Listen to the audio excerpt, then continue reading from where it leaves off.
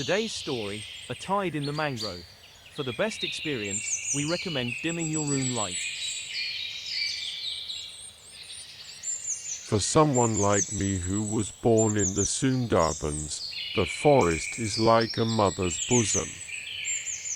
It nourishes us with its abundance.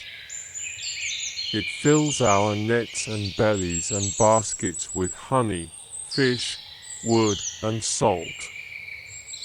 But as the son of the Mawoli chief of our village, I have learned that the forest can be more than that. I have heard it breathe through the mangrove roots, call out our names through howling storms, reminding us that nothing is ours unless we have earned it. Every mouthful of rice is borrowed from time, and we will return what we owe. Like an ominous tide reclaiming its shore, the forest will devour us unblinking in retribution for our greed. The people from our community are traditional honey collectors. From March to May, when spring hits the forest, the Kalsi and Goran plants are in full bloom. That's when we venture into the doom to collect honey.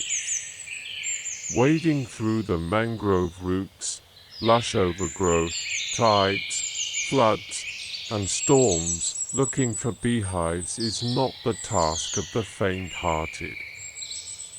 We worship Bombibi, our guardian deity, before entering the forest with masks attached to the back of our heads to keep ourselves safe from tiger attack. Our forest is home to some of the most merciless predators, the Royal Bengal tigers, crocodiles, and venomous snakes.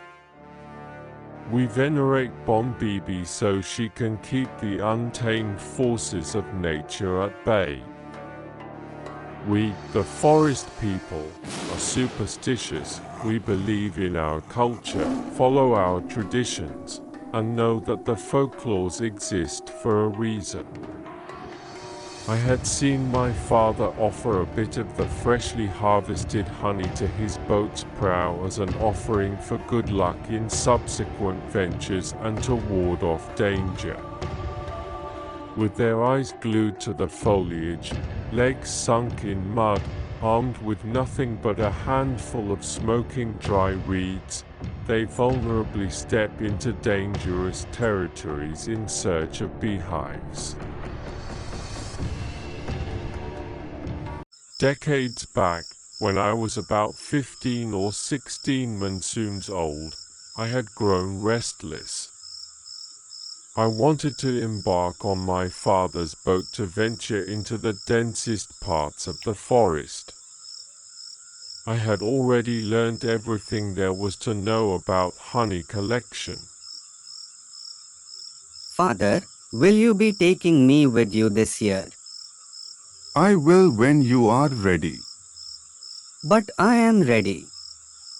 You will be, if you pass the test.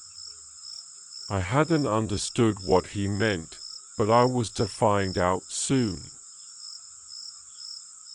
Every year, in the middle of January, the whole village comes together to celebrate the Bombibi festival.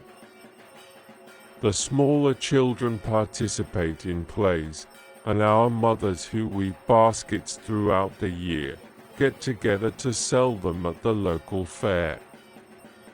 That year, I prayed with all of my heart to the divine goddess to prepare me for what it takes to join my father. That year there was a fierce cyclone. When high tides flow through the mangroves, they swallow up beehives that hang low, and the honey collection is sparse. Every day, the team returned with empty boats. We knew that the goddess was angry. The women prayed harder. They stopped using chilies.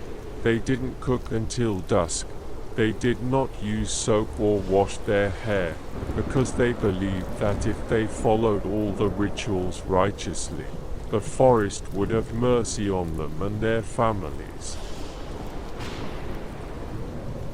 We, who stayed in the village, were filled with a foreboding gloom, and we stayed busy by helping with chores. We never picked a fight, nor told lies, and abstained from anything sinful. One day, as we impatiently waited for the boat to return, I started walking towards the uninhabited, forbidden part of our island. There was an abandoned temple in ruins, with dense overgrowth and broken walls. I sat on a rock and prayed to the goddess. Would it have been different if I had joined the team? Was a thought that crossed my mind like an annoying itch. I had no idea how much time had passed, but when I saw that the sun had crossed over to the other side, I stood up to walk back. I had taken a few steps when I froze in my tracks. At the dilapidated steps of the temple was an earthen pot filled with freshly harvested honey. I cautiously treaded towards it. I couldn't believe my eyes. If I sold it at the Monday market, my family would have enough to eat for the whole week.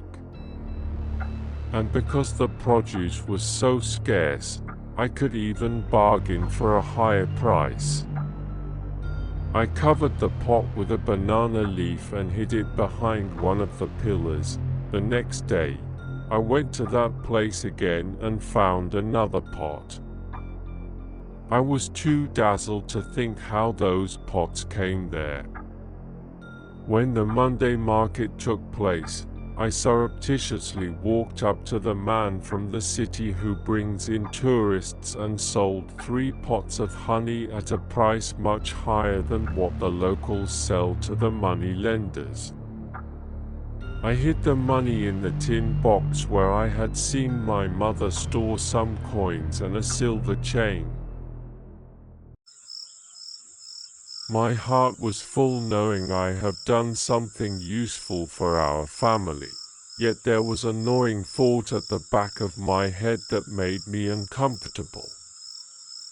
I have not stolen anything.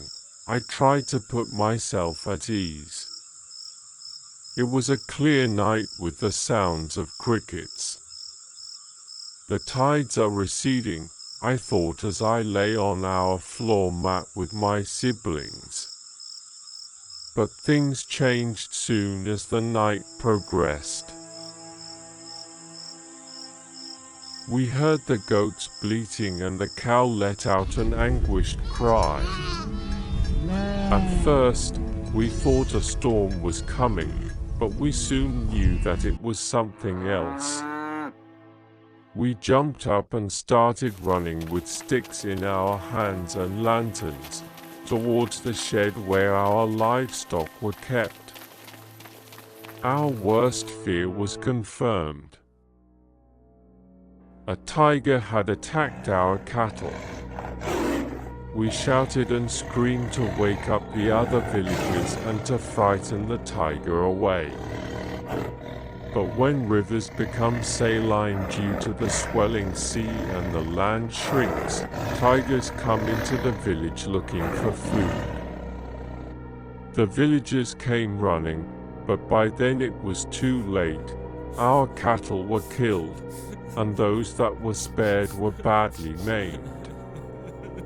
My father was injured and lost one of his hands, but at least my mother was saved from becoming an ostracized tiger widow. I had sinned.